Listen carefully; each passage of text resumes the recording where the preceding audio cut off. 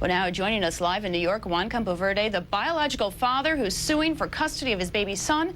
And also in New York, Chana, Lask, his attorney. Thank you both for joining us tonight. I was shocked when I heard about this, in that it's actually legal because he's an unwed father. I mean, you've got quite an uphill battle here, don't you?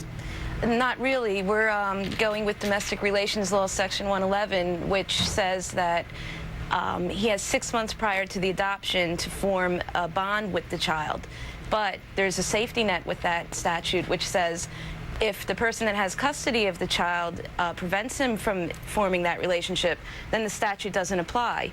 And that's one part of our suit. The other part is if there was fraud in the adoption papers. But do you know whether or not the mother in this case ever signed some kind of affidavit claiming that maybe she didn't know where the father was or who the father was? That's part of our case. That's what we want to find out. We want the court to open up that those sealed records and check just exactly what she said. If she denied the father's location, that's completely false. If she denied she didn't know where he was, that was false. Right, but that's a pretty big if. And in fact, do you know for a fact that Juan is even the father of this child? The grandmother called him and told him in August.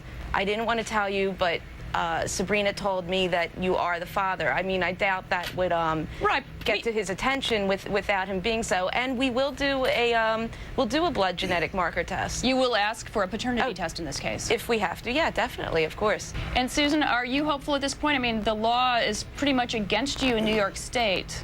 It's actually not against us. This is almost a one-of-a-kind case. And basically, when someone keeps it a secret from the father that they're pregnant, then he can enforce his rights. The law is on our side. Right, but when I say the law is against you, I mean generally in New York State, as in a number of other states, unwed fathers really don't have to be notified when their girlfriends or ex-girlfriends give birth. That's right, and maybe it's time for the law to change, especially in a situation like this.